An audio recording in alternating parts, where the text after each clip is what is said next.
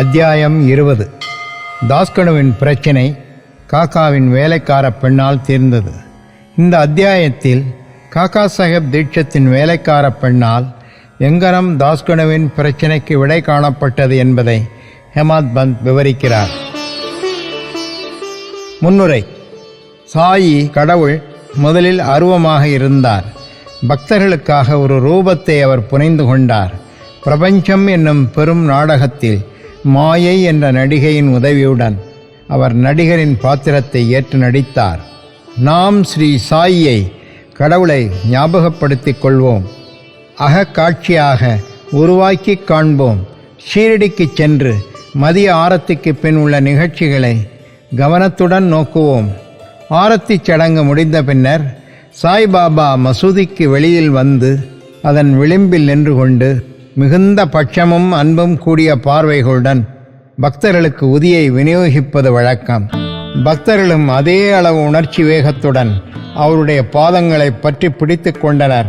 நின்று கொண்டும் அவரை உற்று நோக்கி கொண்டும் உதி மழையை மகிழ்ந்து அனுபவித்தார்கள். பாபா கை நிறைய உதியை பக்தர்களின் கைகளில் கொடுத்து அவர்களது நெற்றியில் தமது கை விரல்களால் பூசிவிட்டார்.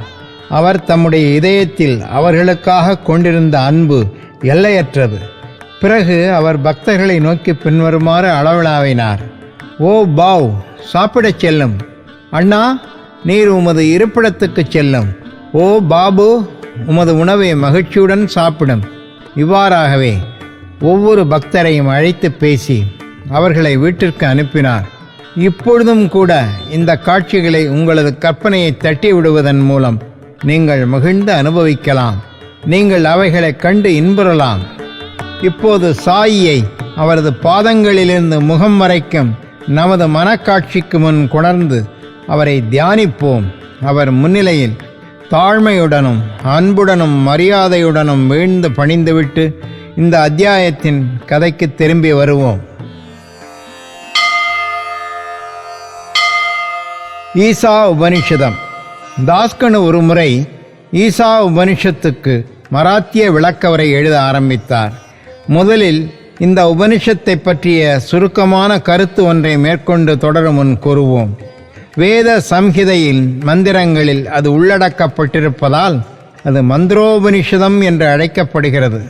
வாஜசினேய சம்ஹிதையின் யஜுர்வேதத்தின் இறுதியான அல்லது 40வது அத்தியாயத்தை இணைத்து உருவாக்குவதால் வாஜசினேய சம்ஹிதோபனிஷத் என்று அழைக்கப்படுகிறது. பிராமணங்களிலும் ஆரண்யகங்களிலும் மந்திரங்கள் வைதீகச் சடங்குகள் பற்றி விளக்கும் வியாக்கியானங்களில் காணப்படும் வேத சம்ஹிதைகளில் உள்ளடக்கப்பட்டிருப்பதால் இதுவே மற்ற எல்லா உபனிஷதங்களையும் விட சிறப்பானது என்று கருதப்படுகிறது. இது மட்டுமன்று, மற்ற உபனிஷதங்கள் எல்லாம் ஈசா உபனிஷத்தின் சுருக்கமாக கூறப்பட்டிருக்கும் உண்மைகளை பற்றிய வியாக்கியானங்களே ஆகும் என்று எண்ணப்படுகிறது. உதாரணமாக, உபனிஷதங்களிலேயே பெரியதான பிருகதாரண்ய உபனிஷதமானது ஈசா உபனிஷத மூலத்தோடு இணைந்த விளக்கவுரை என்று பண்டிட் சத்வலேக்கர் கருதுகிறார். Professor RD. ரானடே கூறுகிறார், ஈசா உபனிஷதம் ஒரு சிறிய உபனிஷதமே ஆகும். இருப்பினும் அசாதாரணமாக துளைத்து உட்செல்லும் ஆழ்ந்த நுண்ணறிவு திறத்தை காட்டுகின்ற பல குறிப்புகளையும் அது பெற்றிருக்கிறது. 18 செயல்கள் உள்ள குறுகிய வட்டப்பரப்பில் ஆத்மாவை குறித்து மதிப்பு மிகப்பெற்ற அகநிலை உணர்வு சார்ந்த வர்ணனையை தீயன செய்ய தூண்டும் மயக்கங்களுக்கும் கவலைகளுக்கும் இடையில் கலக்கமுறா முடுநலம் வாய்க்கப்பட்ட கர்மயோகம் என்னும் போதனை தொகுப்பிற்கு முன்னோடியான அறிவிப்பை, இறுதியாக ஞானம் கருமம் இவைகளின் தகுதிகளை பற்றிய கருத்து முரண்பாடு நீக்கத்துக்குரிய ஒரு விளக்கத்தை அளிக்கிறது. ஞானம் கருமம் என்ற எதிரிடைகளின் வாத பொருத்தமுடைய கூட்டிணைப்பே உபனிஷத்தில் ஆணிவேரில் உறைந்திருக்கும் மிக மிக மதிப்புள்ள கருத்தாகும். உயர்நிலை இணைப்பாக்கத்தின் போது வேதம் துடைத்து அழிக்கப்படுகிறது. அவர் மற்றுமோரிடத்தில் நீதி, மறைமேய்மை, நுண்பொருள் கோட்பாட்டியல் இவைகளின் ஒருமித்த கலவையே ஈசா உபனிஷத்தின் பாடல்கள் என்றும் கூறுகிறார்.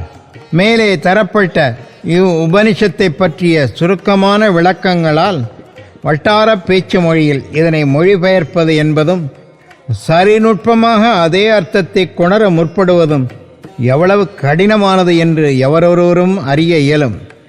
தாஸ்கனு இதை செய்யுளாக மராத்திய ஓவி யாப்பு வகையில் மொழிபெயர்த்தார்.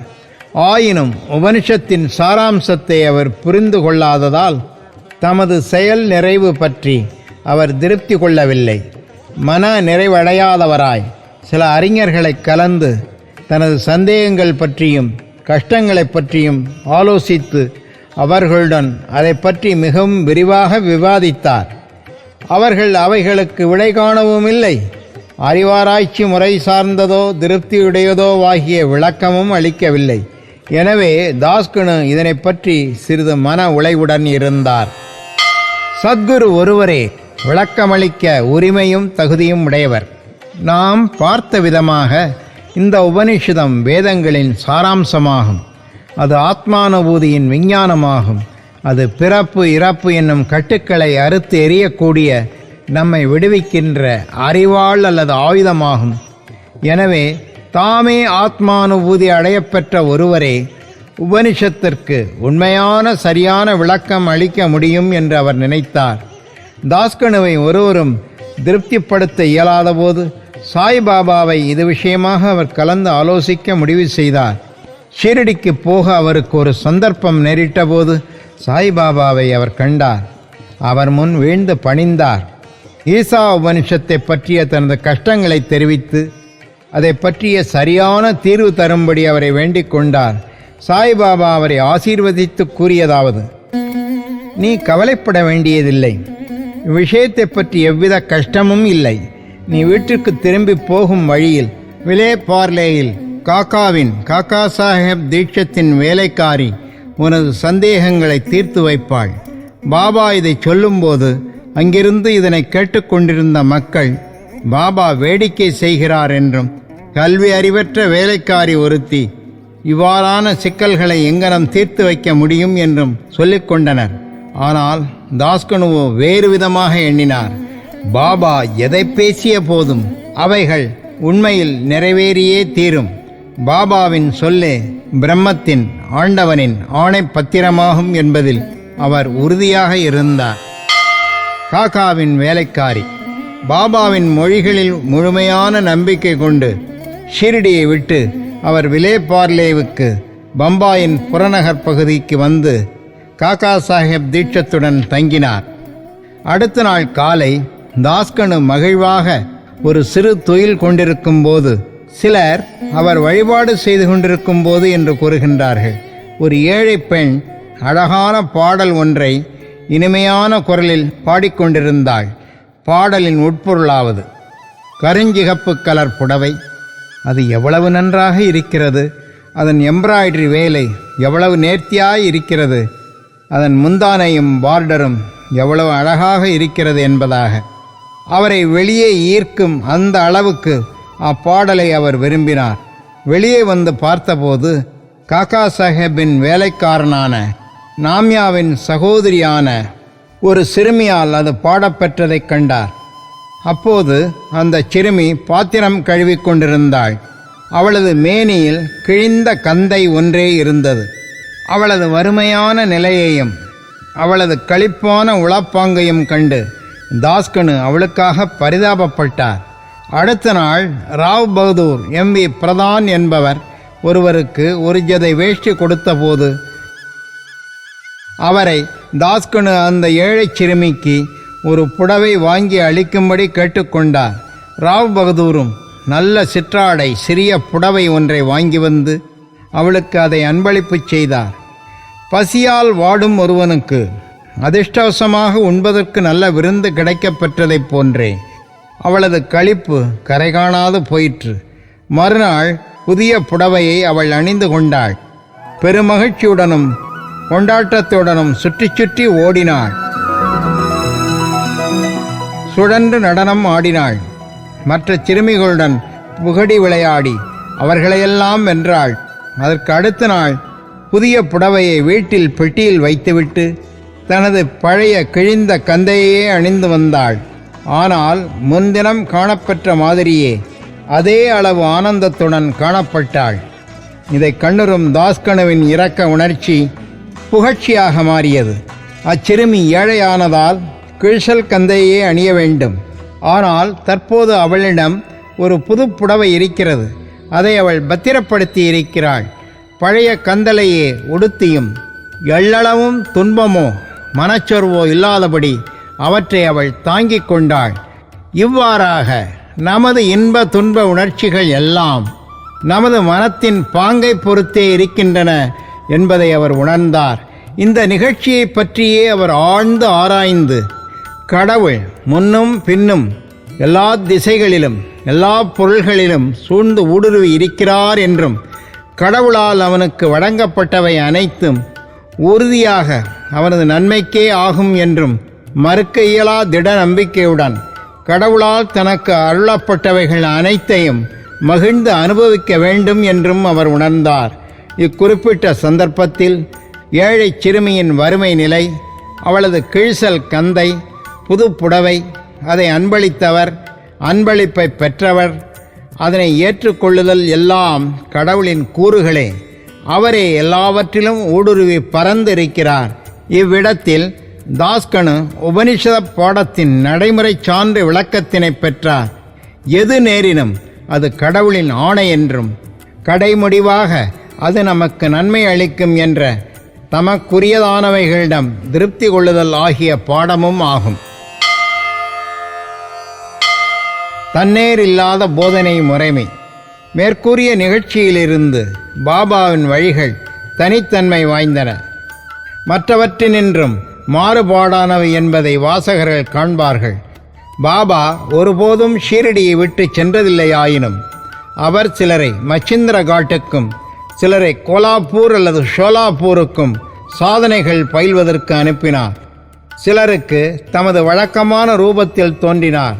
சிலருக்கு விழிப்பு நிலையிலோ அல்லது கனவிலோ இரவிலோ அன்று பகலிலோ தோன்றி அவர்களது ஆசைகளை பூர்த்தி செய்தார். தமது அடியவர்களுக்கு பாபா உபதேசிக்க கையாண்ட எல்லா வழிகளையும் விவரிப்பதென்பது இயலாத காரியம். இக்குறிப்பிட்ட விஷயத்தில் அவர் தாஸ்கனுவை விலேபார்லேக்கு அனுப்பினார். அங்கே வேலைக்காரியின் மூலம் அவரது பிரச்சனையை பாபா தீர்த்து வைத்தார். தாஸ்கனுவை வெளியே அனுப்பியிருக்க வேண்டியதில்லை. நேரிடையாகவே பாபா அதை அவருக்கு கற்பித்திருக்கலாம் என்று கூறுவோர்க்கு பாபா சரியான அல்லது மிகச்சிறந்த வழியையே பின்பற்றினார் என்று நாம் கூறுகிறோம். அல்லாவிடில் ஏழை சிறுமியும் அவளது புடவையும் கடவுளால் வியாபிக்கப்பட்டு இருக்கிறது என்னும் பெரியதோர் பாடத்தினை தாஸ்கனு எவ்வாறுதான் கற்றிருக்க முடியும்? இவ்வுபனிஷத்தை பற்றிய மற்றொரு உயர்ந்த பகுதியை கூறி இந்த அத்தியாயத்தை முடிக்கிறோம். ஈசாவின் நீதி. ஈசா உபனிஷத்தின் முக்கிய அம்சங்களுள் ஒன்று அது அளிக்கும் நீதி போதனைகள். நுண்பொருள் கோட்பாட்டியல் நிலைகளை குறித்து உபனிஷதங்களில் காணும் முன்னேற்றத்தை அடிப்படையாக கொண்டே நிச்சயமாக உபனிஷத்தின் நீதியும் அமைக்கப்பட்டுள்ளது. உபனிஷத்தின் ஆரம்ப மொழிகளே கடவுள் எங்கும் வியாபித்திருக்கிறார் என்பதை நமக்கு அறிவிக்கின்றன. இந்த நுண்பொருள் கோட்பாட்டியல் நிலையென்று தெளிவிக்கப்பட்ட முடிவிலிருந்து கிளைத்தெழும் பிரிதோர் முடிவாக அது அளிக்கும் நீதி போதனை அவரே யாண்டும் நிலவியுள்ளார்.